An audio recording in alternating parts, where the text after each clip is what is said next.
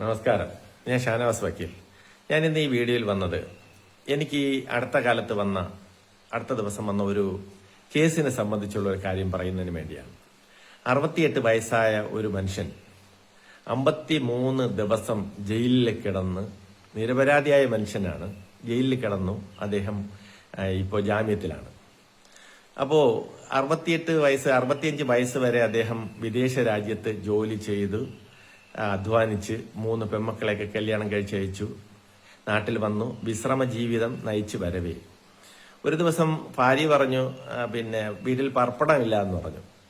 10-12 മണിയായപ്പോൾ പറഞ്ഞു പർപ്പടം കൂടെ കിട്ടിയിരുന്നുണ്ടെങ്കിൽ നന്നായിരുന്നേനെ എന്ന് പറഞ്ഞു. അപ്പൊ ബിരിയാണിയും എന്താ കണ്ടേ ഉണ്ടാക്കി വെച്ചൊക്കെയാണ്. അപ്പോൾ പറഞ്ഞു ശരി ഞാൻ പോയി പർപ്പടം വാങ്ങിച്ചുകൊണ്ട് വരാം എന്ന് പറഞ്ഞ് ഇദ്ദേഹം ബൈക്കും എടുത്ത് ഹെൽമെറ്റൊക്കെ വെച്ച് റിമോട്ട് ഏരിയയിൽ നിന്നാണ് വന്ന് മെയിൻ റോഡിൽ വന്ന്, മെയിൻ കടയിൽ വന്ന്, ജംഗ്ഷനിൽ വന്നുള്ള കവലയിൽ വന്ന് പർപ്പടം വാങ്ങിക്കുന്നതിന് വേണ്ടി വന്നു. അപ്പോൾ വരുന്ന വഴിമധ്യേ വെച്ച് ഒരു ചെറുപ്പക്കാരൻ കൈ കാണിച്ചു. അവിടെ നിന്ന് ജംഗ്ഷനിലേക്ക് എത്താൻ വേണ്ടി തന്നെ 1 കിലോമീറ്റർ 1.5 കിലോമീറ്റർ ഉണ്ട്. അപ്പൊ ഈ ചെറുപ്പക്കാരൻ കൈ കാണിച്ചതും അവിടെ നിർത്തി അദ്ദേഹത്തിനെ കയറ്റി. എവിടെ പോയി എന്ന് പറഞ്ഞാൽ ഇവിടെ അടുത്തൊരു സ്ഥലം വരെ വന്നതാണ് എന്നൊക്കെ പറഞ്ഞിട്ട് ഇദ്ദേഹം സംസാരിച്ച് വന്ന് ജംഗ്ഷനിലെത്തിയപ്പോൾ പോലീസ് കൈ കാണിച്ചു വണ്ടിയാണ്. അപ്പൊ ഈ ബാക്കിലിരിക്കുന്ന പയ്യന് ഹെൽമെറ്റ് ഇല്ല. അപ്പോൾ കൈ കാണിച്ചപ്പോൾ അദ്ദേഹം പെട്ടെന്ന് വണ്ടി നിർത്തിയപ്പം ഈ ബാക്കിൽ ഇരുന്ന പയ്യൻ എടുത്താടി എഴുന്ന ഓടി. പോലീസ് ഓട്ടിച്ചിട്ട് പിടിച്ചു അവനെ. എന്നിട്ട് ഇയാളുടെ ഈ വണ്ടി ഓടിച്ചു വന്ന ഇദ്ദേഹത്തിന്റെ ചാബിയും ഊരിയെടുത്തു. നിൽക്കാൻ പറഞ്ഞു. അപ്പം പറഞ്ഞു സാർ ഇങ്ങനെ വഴിയിൽ വന്ന് കയറ്റിയതാണ് എന്നൊക്കെ പറഞ്ഞു. അപ്പൊ ആൾക്കാരെല്ലാം ഇത്രയും ഇവിടെ കൂടി. ആൾക്കാരെല്ലാം കൂടിയിട്ട് അവർ പറഞ്ഞു ഇതിനകത്ത് ഇദ്ദേഹം മാന്യനാണ്, 60-68 വയസ്സുവരെ ഗൾഫിൽ നിന്ന് അധ്വാനിച്ച് വന്ന ഒരു മനുഷ്യനാണ്, 3 മക്കളെയൊക്കെ കൊണ്ട് മാന്യമായി ജീവിക്കുന്ന ആളാണ് എന്നൊക്കെ നാട്ടുകാർ എല്ലാവരും പറഞ്ഞു. പക്ഷേ പോലീസ് പറഞ്ഞു ഒരു കാരണവശാലും ഞങ്ങൾക്ക് ഇദ്ദേഹത്തിനെ വിടാൻ പറ്റില്ല, കാരണം നമുക്ക് സ്റ്റേഷനിൽ പോയി സംസാരിക്കാമെന്ന് പറഞ്ഞു. അപ്പോൾ സ്റ്റേഷനിൽ വെച്ച് അവിടെ വന്ന് വാർഡ് മെമ്പറെ വിളിച്ചു. ആ വാർഡ് മെമ്പറുടെ സാന്നിധ്യത്തിൽ മാസ്റ്റർക്ക് തയ്യാറാക്കി പിടിച്ചെടുത്ത സാധനങ്ങളെ MDMA ബാഗ് പരിശോധിച്ചു. ബാഗ് പിടിച്ചുകൊണ്ടുവന്ന പയ്യനെ ബാഗ് പരിശോധിച്ചപ്പോൾ അതിനകത്ത് MDMA ആയിരുന്നു, ഹൈ ക്വാളിറ്റിയിലുള്ള MDMA ആയിരുന്നു. പിടിക്കപ്പെട്ടു. അതിനിടയ്ക്ക് പത്രക്കാർ മറ്റുള്ള ചാനലുകളും എല്ലാം ഓടിയെത്തി അവിടെ വന്ന് ഈ വാർഡ് മെമ്പറുടെ സാന്നിധ്യത്തിൽ മാസ്റ്റർക്ക് തയ്യാറാക്കി നേരെ സ്റ്റേഷനിലേക്ക് കൊണ്ടുവന്ന് ശേഷം പറഞ്ഞു പോലീസിന്റെ അടുത്ത് അവരുടെ ഭാഷ്യം അവരുടെ പറയുന്നതും ശരിയായ ഒരു കാര്യമാണ് അവർ പറയുന്നത്. കാരണം ഈ സാധനം എങ്ങനെ കിട്ടി, ആരുടെയിലാണ് ക്യാരിങ് നടത്തിയത്, ആരുടെ വണ്ടിയിലാണ് വന്നത് എന്നുള്ളത് പ്രധാനപ്പെട്ട ഘടകമാണ്. ആ വണ്ടി കസ്റ്റഡിയിലെടുക്കണം, ആ വണ്ടി ഓടിച്ചിരുന്ന ഡ്രൈവറെ എടുക്കണം. ഇതൊക്കെ ഉണ്ടെങ്കിൽ മാത്രമേ നമുക്ക് ഈ കേസ് ഫ്രെയിം ചെയ്തെടുക്കാൻ പറ്റുള്ളൂ. അതല്ലാതെ ഇവനെ മാത്രം അവിടെ നിർത്തി പിടിച്ചു എന്ന് പറഞ്ഞിട്ട് കാര്യമില്ല. അപ്പൊ അതിനകത്ത് സെൻസേഷനിലായതാണ്. അതുകൊണ്ട് ഞങ്ങൾക്ക് ഇദ്ദേഹത്തിന് കൂടെ പ്രതികരണത്തെ പറ്റുമെന്ന് നിങ്ങൾ കോടതിയിൽ പറഞ്ഞോ എന്ന് പറഞ്ഞു. കോടതിയിൽ വന്നു. അപ്പോൾ ഞാൻ അദ്ദേഹത്തിനോട് പറഞ്ഞു നിങ്ങൾ 19 ദിവസം നിങ്ങൾ കിടക്കേണ്ടി വരും. ഇതിനകത്ത് MDMA ആണ്, ഹൈ ക്വാണ്ടിറ്റിയിലുള്ളതാണ്. നിങ്ങൾ കുറ്റം ചെയ്തില്ല എന്നറിയാം, പക്ഷേ നിങ്ങളാണ് ഇതിനകത്ത് കൊണ്ടുവന്നിരിക്കുന്നത്. ഈ സാധനം ക്യാരിങ് ചെയ്തിരിക്കുന്നത് നിങ്ങളാണ്, നിങ്ങളെ വണ്ടിയിലാണ് കൊണ്ടുവന്നിരിക്കുന്നതെന്ന് പറഞ്ഞു. അപ്പോൾ ഉടനെ അദ്ദേഹം പറഞ്ഞ് ശരി കാര്യങ്ങൾ പറഞ്ഞ് മനസ്സിലാക്കി. അവരുടെ വീട്ടിലും എല്ലാവരും വന്നു. അതായത് പർപ്പടം വാങ്ങിക്കാൻ വേണ്ടി വന്ന, ബിരിയാണി ഉണ്ടാക്കി വെച്ചിട്ട് പർപ്പടം വാങ്ങിക്കാൻ വേണ്ടി വന്ന ആൾ പോലീസ് സ്റ്റേഷനിൽ നിൽക്കുകയാണ്. 2:30 മണിയായിട്ടും വീട്ടിൽ നിന്ന് വിളിച്ചിട്ട് ഫോൺ എടുക്കാൻ സമ്മതിക്കും. പോലീസ് ഫോണെല്ലാം മാറ്റിവെച്ചു നിൽക്കുകയാണ്. ഒടുവിൽ അവര് പറഞ്ഞു വീട്ടിൽ അറിയിക്കാൻ പറഞ്ഞു. അവരെ വീട്ടിൽ അറിയിക്കണമെന്ന് പറഞ്ഞു. അവരെ വീട്ടിൽ അറിയിച്ചു. മക്കളും എല്ലാവരും കൂടെയൊക്കെ ഓടി അവിടെ ചെന്നു. അപ്പോൾ സംഭവം ജയിലിൽ കോടതിയിലേക്ക് കൊണ്ടുപോവുകയാണ്. കോടതിയിൽ കൊണ്ടുപോയിട്ട് നിങ്ങൾ കോടതിയിൽ പോയി പറഞ്ഞു, ജാമ്യക്കാരൊക്കെ കൊണ്ടുവന്ന് അവിടെ ചെന്ന് പറഞ്ഞു വന്നു.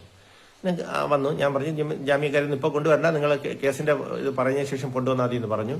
ജാമ്യം കിട്ടിയ ശേഷം കൊണ്ടുവന്നാൽ മതി എന്ന് പറഞ്ഞു. അദ്ദേഹം 55 ദിവസം കിടന്നു. സെഷൻസ് കോടതി ജാമ്യം അനുവദിച്ചു. അദ്ദേഹം പുറത്തിറങ്ങി. ഞാൻ പറയാൻ വന്നത് നിരപരാധിയായ ആ 68 വയസ്സുള്ള ഒരു മനുഷ്യൻ, അദ്ദേഹം വിദേശ രാജ്യങ്ങളിൽ പോയി അധ്വാനിച്ച് ജീവിച്ച് നാട്ടിൽ വന്ന് വിശ്രമ ജീവിതം നയിക്കവേ വഴിമധ്യ വെച്ച് ഒരു ചെറുപ്പക്കാരന് ഒരു ലിഫ്റ്റ് കൊടുത്തു എന്ന കാരണം കൊണ്ട് അദ്ദേഹം 55 ദിവസം ജയിലിൽ കിടന്നത് മാത്രമല്ല, പത്രത്തിൽ ഫോട്ടോ വന്നു. അദ്ദേഹത്തിന്റെ കുടുംബജീവിതം മൊത്തവും നാണക്കേടുണ്ടാക്കി. ബന്ധുമിത്രാദികളുടെ ഇടയിൽ 3 പെൺമക്കളുടെ കെട്ടിച്ചയച്ചവരുടെ മുന്നിൽ തലകുനിക്കേണ്ട അവസ്ഥ. ഇതെല്ലാം സംജാതമായത് ഒരു നിമിഷത്തെ അശ്രദ്ധ കൊണ്ടാണ്. ആ ചെറുപ്പക്കാരനെ കയറ്റാതിരുന്നു എങ്കിൽ ഒരു നിമിഷം ചിലപ്പോൾ അപ്പുറത്തോട്ട് ചെല്ലുന്ന സമയത്ത് നമുക്ക് തോന്നും അയാളെ കൂടെ കയറ്റിക്കൊണ്ട് വരാമായിരുന്നു എന്ന് നമുക്ക് തോന്നും. പക്ഷേ ആ നിമിഷം നമ്മൾ കാണിച്ച ഒരു സിമ്പതറ്റിക് മൈൻഡ് ഒരു ജീവിതകാലം മൊത്തവും നമ്മൾ ദുരിതത്തിലേക്ക്, ദുഃഖത്തിലേക്ക്, സമൂഹത്തിന് മുമ്പിൽ തലകുനിക്കേണ്ട അവസ്ഥയിലേക്ക് എത്തിച്ചേരുന്ന ഒരു പ്രവണതയാണ് ആ ഒരു നിമിഷം കൊണ്ട് സംഭവിച്ചത്, ആ ചെറുപ്പക്കാരനെ കയറ്റി എന്നതുകൊണ്ട്. ഞാനിവിടെ പറയാൻ ആഗ്രഹിക്കുന്നതും വഴിമധ്യേ വെച്ച് അപരിചിതരെ ഒരു കാരണവശാലും വാഹനത്തിൽ കയറില്ല. 2 വീലർ ആയാലും 4 വീലർ ആയാലും നമ്മൾ കയറ്റരുത്. അത് നമ്മൾ സ്ട്രിക്റ്റ് ആയിരിക്കണം. അത് ചിലപ്പം ബാഗ് ഉള്ളവനായിരിക്കാം, ബാഗ് ഇല്ലാത്തവനായിരിക്കാം. ഏതായാലും തന്നെയും അവന്റെ പോക്കറ്റിലോ അവന്റെ ബാഗിലോ എന്തെങ്കിലും സാധനങ്ങൾ, ഇന്നത്തെ അവസ്ഥയിലുള്ള മയക്കുമരുന്നുകൾ എന്തെങ്കിലും ഉണ്ടാവുകയാണെങ്കിൽ അത് പിടിക്കപ്പെട്ട് നമ്മളും അതിന്റെ ഭാഗപാത്രമാകും. നമ്മളും അതിനോടൊപ്പം ഇൻവോൾവഡ് ആണ്, നമ്മളും കോ അക്യൂസ്ഡ് ആണ്. ഒരു കാരണവശാലും വഴിമധ്യേ വെച്ച് പരിചിതരോ അപരിചിതരോ ആരായിരുന്നാലും കൈ കാണിച്ച് നിർത്താതെ പോകുന്നത് ഏറ്റവും നല്ലതാണെന്നാണ് എന്റെ പൊതുവായ ഒരു അഭിപ്രായം. പിന്നെ ബന്ധുമിത്രാദികളോ അല്ലെങ്കിൽ നമുക്കറിയാവുന്ന അത്രയ്ക്ക് അറിയാവുന്ന ആൾക്കാരാണെന്നുണ്ടെങ്കിൽ നമുക്ക് അവർക്ക് ലിഫ്റ്റ് കൊടുക്കുന്നതിൽ യാതൊരു കുഴപ്പവും സംഭവിക്കില്ല. പക്ഷേ അപരിചിതരെ ഒരു കാരണവശാലും നമ്മൾ വണ്ടിയിൽ കയറ്റരുത്. അങ്ങനെ ഒരു സസ്പെക്റ്റഡ് ഏരിയയിൽ വെച്ചത് ഒരാളിനെ കണ്ടാൽ തന്നെ നമ്മൾ അതിനെ ബന്ധപ്പെട്ട പോലീസ് അധികാരികളെയോ സ്ഥലത്തെ വാർഡ് മെമ്പറെയോ അല്ലെങ്കിൽ ഇങ്ങനെ ഒരാൾ ബാഗും തൂക്കി ഇങ്ങനെ നടക്കുന്നു എന്ന് പറഞ്ഞെങ്കിൽ നമ്മൾ അവരുടെ ശ്രദ്ധയിലേക്ക് പെടുത്താൻ ശ്രമിക്കുക, പൊതുജന മധ്യത്തിൽ അത് കൊണ്ടുവരാൻ ശ്രമിക്കുക.